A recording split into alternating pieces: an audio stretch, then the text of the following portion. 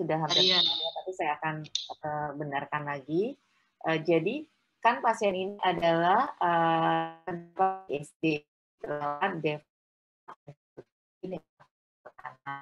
yang kita tahu darah itu selalu mengalir dari daerah yang bertekanan tinggi ke bertekanan rendah. Dalam hal ini kan ventrikel kiri tekanannya lebih tinggi daripada ventrikel kanan untuk pada pasien-pasien yang PJB asianotik yang belum terjadi hipertensi pulmonal yang irreversible atau Eisenmenger ya. Saat ini kan pasiennya belum mengalami hipertensi pulmonal. Jadi darahnya tetap mengalir dari yang kiri, ventrikel kiri ke ventrikel kanan. Sehingga darah dari ventrikel kiri kan akan masuk ke dalam aorta sistemik, itu yang menyebabkan biru atau tidaknya. Nah, sedangkan darah yang masuk ke dalam sistemik adalah darah yang kaya oksigen, yang seperti dijelaskan oleh teman kalian tadi. Sedangkan darah yang masuk ke arteri pulmonalis adalah darah yang miskin oksigen, sehingga nanti akan dibersihkan di paru-paru, nanti akan keluar melalui vena pulmonalis dan masuk ke dalam atrium kiri, itu adalah darah yang kaya oksigen. Jadi intinya di sisi kiri jantung kita itu adalah darah yang kaya oksigen, sedangkan di sisi kanan jantung kita adalah darah yang miskin oksigen. Sedangkan jadi VSD ini adalah PJB asianotik. Sedangkan bagaimana terjadinya desaturasi atau sianotik pada penyakit jantung sianotik itu ada 3. Satu adalah terdapat sirkulasi campur atau mix ya namanya. Kemudian misalnya kalau sirkulasi yang campur itu misalnya pada pasien-pasien dengan DORV atau atresia pulmonal juga yang pertama ya. Yang kedua adalah adanya left to left shunt, yaitu pada pasien-pasien TOF ya. Juga yang terakhir adalah karena sirkulasi paralel. Sirkulasi paralel itu seperti pada pasien TGA. Jadi normalnya kan sirkulasi kita ini adalah sharing ya, berkesinambungan. Jadi dari ventrikel kiri akan masuk ke dalam aorta, dari ventrikel kanan akan masuk kepada arteri pulmonalis dan begitu seterusnya. Sedangkan sirkulasi paralel itu ada sendiri, yaitu pada pasien TGA. Jadi dia kebalik nih, dari yang masuk ke dalam sistemik atau ke dalam aorta adalah darah dari ventrikel kanan. Yang masuk ke dalam arteri pulmonalis adalah dari ventrikel kiri. Jadi pasiennya mengalami desaturasi atau mengalami biru dan juga mengalami gagal jantung karena ventrikel kirinya itu memompakan darah ke dalam ventrikel kiri memompakan darah ke arteri pulmonalis, sedangkan ventrikel kanan memompakan darah ke dalam aorta. Jadi terbalik ya. Jadi ventrikel kirinya kerjanya lebih sedikit, yang seharusnya kerjanya lebih banyak ya, tetapi darah yang dipompakannya adalah darah yang miskin oksigen, sedangkan ventrikel kanan itu kerjanya jadi lebih berat ya, karena dia memompakan darah ke dalam aorta. Jadi dia mengalami gagal jantung. Dalam hal ini adalah gagal jantung kanan. Nah, sekarang bagaimana caranya kita membedakan? Tadi ada juga pertanyaannya kalau nggak salah, kenapa pasiennya dia hipoksia tetapi dia tidak biru ya. Jadi itulah nanti kalau kalian di daerah ada pasien datang kita dengan biru, kita kan belum tahu nih apakah ini kelainan jantung atau kelainan paru. Jadi kita harus melakukan namanya hiperoksia test dengan pulse oximetry. Jadi pasien datang ke kita kasih kita ukur saturasinya, kemudian kita berikan oksigen. Ternyata tadi saturasinya sebelum diberikan oksigen itu 75. Setelah diberikan oksigen itu saturasi menjadi 96. Kan cut off point-nya saturasi normal itu adalah di atas 95 ya. Nah, biru pada pasien ini bukan karena kelainan jantung, tapi karena kelainan paru. Tetapi kalau misalnya awalnya saturasinya 60, awalnya saturasinya 60, kemudian dikasih oksigen jadinya 70%, jadi naiknya tidak signifikan ya, kurang dari 20%, itu berarti kemungkinan birunya itu adalah karena kelainan paru ya. Kemudian pertanyaan dari itu ya, yang kedua ya, marker PSD. Ini langsung aja saya jawab ya kalau belum ada yang jawab ya. Kenapa berbeda kesimpulannya? Yang satu kelompok bilang sedang, yang satu besar. Sebenarnya gini,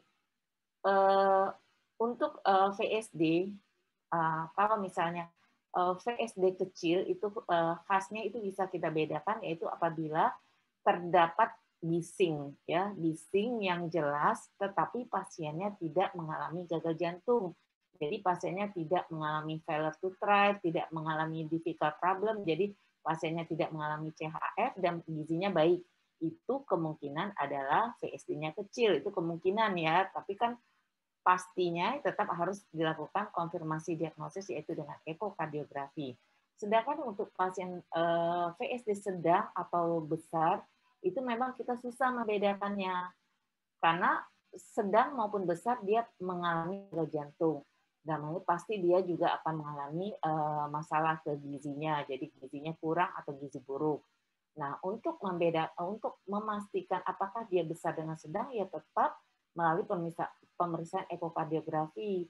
Jadi dari pemeriksaan ekokardiografi itu ada literatur yang mengatakan kalau disebut dengan kecil apabila ukuran defeknya kurang dari 3, kalau sedang antara 3 sampai 6, kalau besar di atas 6. Tetapi literatur yang mengatakan berdasarkan diameter dari aortanya. Jadi dibandingkan ukuran defek tadi dibandingkan dengan diameter aortanya.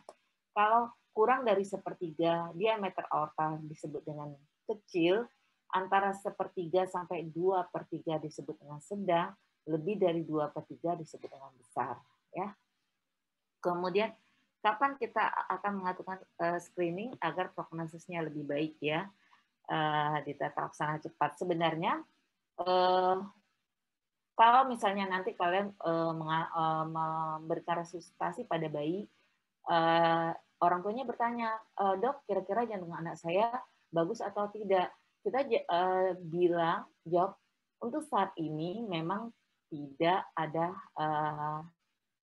maksudnya tidak terdeteksi kelainan jantung, tetapi tetap harus dipantau, terutama pada waktu pasien imunisasi ya. Karena kenapa? Karena memang kadang-kadang bising itu pada bayi baru lahir, apalagi kalau pada PJB yang asianotik itu tidak akan jelas terdengar kayak gitu, karena tekanan parunya masih tinggi. Jadi sehingga span dari kiri ke kanan itu hampir tekanan dari jantung yang sebelah kiri dengan kanan itu hampir sama. Jadi kalaupun ada defek itu tidak akan kita dengar sebagai adanya bising ya.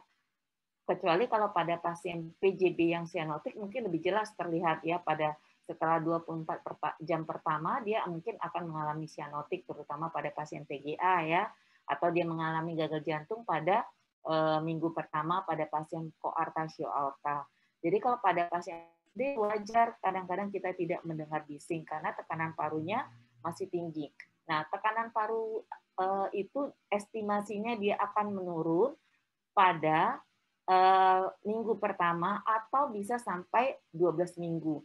Jadi kalau 12 minggu itu berarti sekitar 3 bulan ya.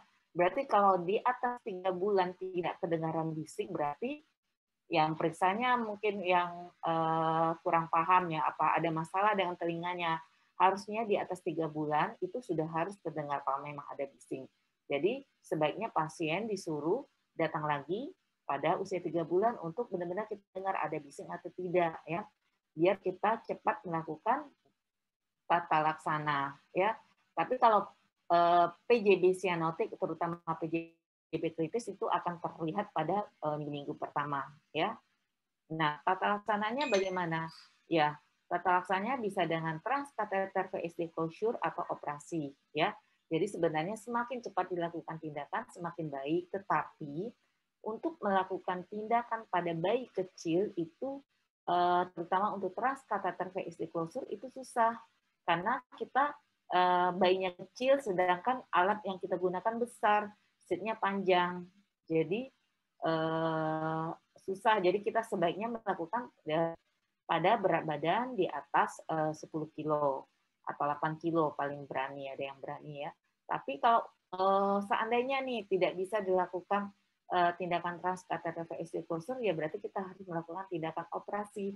Dengan tindakan operasi juga untuk bayi yang di bawah 1 tahun itu risiko angka kematiannya itu tinggi, bisa sampai 50%. Jadi sebaiknya kita melakukan di atas usia 1 tahun, ya. Paling aman sih di atas 2 tahun. Tetapi kalau seandainya tidak bisa dihindari lagi, anaknya failure terus, sering batuk pilek, sering pneumonia, gizi buruk, mau tak mau kita lakukan operasi pada usia kecil, tapi dengan informasi ke keluarganya kalau memang tingkat keberhasilannya dan komplikasinya itu besar, ya. Oke, yang 3 pertanyaan sudah saya jawab. Ada lagi?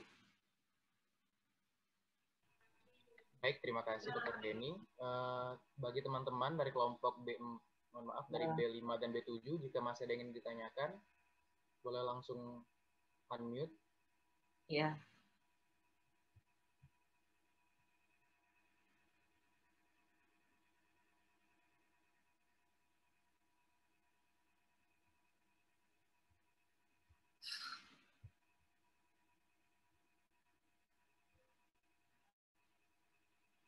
Ya mungkin dari kelompok lain nggak apa-apa juga kalau masih ada pertanyaan ya Dr. Yosi ya. Ya, oke. Ya, atau ya silakan kalau yang dari kelompok lain ada yang mau bertanya.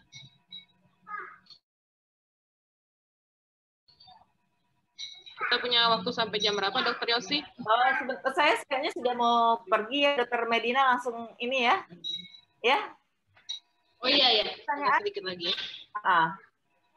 Atau gimana, Dek? Ada yang masih mau ditanya, Dek? Tanya, nanti saya langsung jawab deh. Karena Dr. Yosi udah mau ini, ada urusan penting ya. Silakan. Apa udah ngerti semua ya? Udah semua? Seandainya ada yang belum ngerti, japri saya aja, ya? Ya. Oke. Ya, saya terima kasih semua. Good job ya, sudah bagus kok presentasinya. Tolong Dr. Medina nanti bikin resmi ya. Makasih ya, Selif ya. Iya, Dok. Terima kasih, Dok. Oke, Dek.